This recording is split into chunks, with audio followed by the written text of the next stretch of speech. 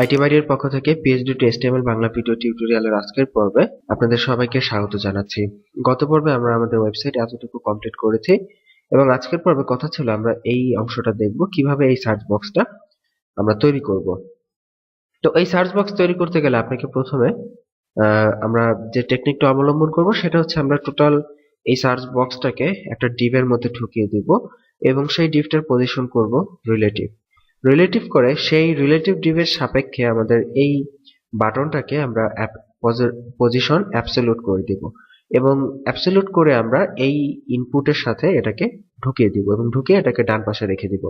So এই হচ্ছে আমাদের বেসিক আইডিয়া। সো এই ক্ষেত্রে এই যে হচ্ছে আমাদের বাম পাশের সার্চ বক্স এবং ইমেল বক্স এবং ইনপুট। সো আমরা এটাকে আগে একটা ডিভ দিয়ে র্যাপ করে নিব। তো আমরা আমাদের ডিভের যে কোনো নাম আমরা দিতে পারি। আমরা এখানে ইমেল সাবমিট নামই দেই, যেহেতু আমরা ইমেল সাবমিট করব। সো ইমেল সাবমিট নাম দিলাম এবং আমরা আমাদের এই ডিভের মধ্যে আমরা আমাদের এই এলিমেন্ট দুটোকে প্রবেশ করিয়ে দিই। ওকে, সো এখন এই ডিভটাকে আমরা কি করব, আমরা বলেছিলাম যে পজিশন করতে হবে, রিলেটিভ পজিশন করব। সো এই মেইন ডিভটাকে আমরা পজিশন করে দিলাম রিলেটিভ এবং এখন আমরা এই ইমেল সাবমিটের আন্ডারে যতগুলো ইনপুট রয়েছে সেই ইনপুটগুলোর কিছু বেসিক সিএসএস দিতে হবে। তো এখানে উইড হাইট দিতে পারি আমরা, এখানে যা যা প্রয়োজন হয় বেসিক, এই যে উইড 278 পিক্সেল, হাইট 50, এগুলো তো আমরা সবাই জানি, ফ্লোট রাইট। সো আমরা এখানে এই বিষয়গুলো এখানে ইনক্লুড করে দিচ্ছি, উইড এবং হাইটের বিষয়টা। এবং এখানে বর্ডারও রয়েছে, সো আমরা বর্ডারটাও এখানে ইনক্লুড করে দিই এটার সাথে। ওকে, সো ইনপুট গুলোর আমরা উইড হাইট এবং বর্ডার ইত্যাদি এখানে দিয়ে দিলাম এবং এরপর আমাদের মেইন যেটা কাজ সাবমিট বাটন নিয়ে। সো আমরা এখানে সাবমিট নিয়ে কাজ করতে হবে, ইনপুট। এবং আপনারা জানেন ইনপুটের মধ্যকার টাইপকে কিভাবে সিলেক্ট করতে হয়, এইভাবে আপনি টাইপকে সিলেক্ট করবেন এবং টাইপ যেটার সাবমিট টাইপ রয়েছে সেটাকে আমরা কিভাবে কি করব এখন সেটাই হচ্ছে দেখার বিষয়। প্রথমেই আমরা সাবমিটকে আমরা কি করব, ফ্লোট রাইট, যেহেতু আমাদের সাবমিট বাটন ডান পাশে থাকবে এবং এটার ওয়েট কতটুকু হবে। সো ওয়েট হাইট আমরা ঠিক করব, কিন্তু তার আগে তো আমাদের এই ইমেজটাকে এখান থেকে নিয়ে আসতে হবে, তাই না? এই যে বাটনের ইমেজটা, সো ইমেজটাকে আমরা ওঠাই। আপনাদের কি খেয়াল আছে কিভাবে ইমেজ ওঠাতে হয়? আশা করি আপনাদের সবার মনে আছে। আমরা এই টুলটির সাহায্যে মুভ টুল ব্যবহার করে ইমেজের উপর ক্লিক করলাম, ক্লিক করে দেখবেন এই ইমেজের লেয়ারটি সিলেক্ট হয়ে গেছে। আমরা জাস্ট অল্টার চেপে এটার উপর ক্লিক করছি, ক্লিক করার সাথে সাথে ইমেজটা এখানে চলে এসেছে। এখন জাস্ট আমরা ইমেজ থেকে ট্রিম করলে ইমেজটি ওকে হয়ে গেছে। জাস্ট এটাকে আমরা সেভ করব, কন্ট্রোল অল্টার এস দিয়ে অথবা ফাইল থেকে সেভ অ্যাজ এ ক্লিক করে সেভ করব। আমাদের কোড ফাইলের মধ্যে ইমেজেস, এর মধ্যে আমরা পিএনজি ফরম্যাট দিয়ে এটাকে সেভ করে দিতে পারি। আমরা যে কোনো নাম দিতে পারি, আমরা এখানে সার্চ আইকন নাম দিলাম, দিয়ে সেভ করে দিলাম এবং আমরা হিস্টোরি প্যানেল থেকে আমরা আবার ব্যাকে চলে আসলাম একদম টপে।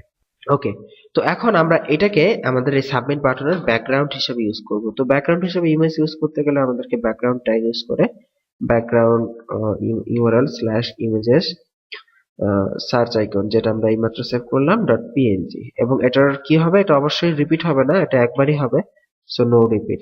এবং এটার একটা ওয়েট লাগবে, তাই না? তো আমরা অ্যাকচুয়ালি দেখে আসি যে আমাদের ইমেজটার অ্যাকচুয়ালি ওয়েট কতটুকু, যেটা আমরা নিলাম। এই হচ্ছে আমাদের সার্চ আইকন সেভ হয়েছে। এটা প্রপার্টিজে গেলে আমরা ওয়েট হাইট দেখতে পাবো, ওটা হচ্ছে 24 পিক্সেল বাই 24 পিক্সেল। তো আমরা আসলে আমাদের পিএইচডি তে দেখে আসি এটার ওয়েটটা কতটুকু আছে, এখানে ক্লায়েন্ট কতটুকু ব্যবহার করেছে। এখানে আমরা যদি রেক্টাঙ্গুলার মার্কেট টুল দিয়ে দেখি, হ্যাঁ এরকমই 24 বাই 24 এখানে ইউজ করা হয়েছে। সো আমরা এটাকে আমরা 24 পিক্সেল ওয়েট এবং হাইট 24 পিক্সেল, যেহেতু এটা বৃত্ত, সো ওয়েট হাইট সমান 24 বাই 24। এখন কথা হচ্ছে আমাদের কিন্তু এই যে সাবমিট লেখাটা সেটাকে কিন্তু উঠিয়ে দিতে হবে। সো সাবমিট লেখা উঠিয়ে দেওয়ার জন্য আমরা এট ফার্স্ট এটাকে পজিশন করে দেই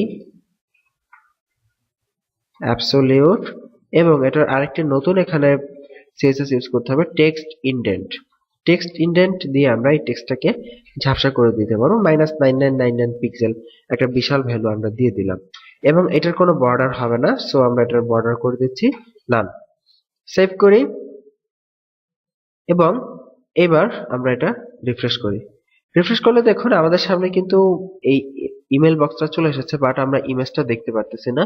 তো ইমেজটা কি পেয়েছে নাকি ইমেজটা এখনো পাইনি, এটা আমরা আগে ইন্সপেক্ট এলিমেন্ট করে শিওর হয়ে নেই। এখান থেকে দেখা যাচ্ছে যে হ্যাঁ, ইমেজটা ঠিকই পেয়েছে, বাট ইমেজটা আছে এই নিচে এই অংশটাতে ইমেজটা আছে। সো আমাদের এটাকে আমাদের টপ এবং লেফট বা রাইট দিয়ে আমাদের এটা পজিশনিং ঠিক করে দিতে হবে। সো এটার এটার প্রথমে আমরা টপ 10 পিক্সেল দিয়ে দেখি কি হয়। টপ থেকে 10 পিক্সেল থাকবে এবং রাইট থেকে থাকবে ধরলাম 5 পিক্সেল সাপোজ। রিফ্রেশ করি, দেখুন এই যে এখন কিন্তু ইমেজটা বক্সের ভিতরে চলে এসেছে এবং আমাদের ইমেজটাকে কিন্তু দেখা যাচ্ছে। সো এখন আমাদের কোনো কাজ নেই, অনলি এটাকে টপ এবং রাইট দিয়ে এটাকে আমাদের আহ, আমাদের ইচ্ছা মতো এটাকে আমরা সেট আপ করে দেব আমাদের যতটুকু প্রয়োজন হয়। 15 পিক্সেল বা 20 পিক্সেল, পারফেক্ট।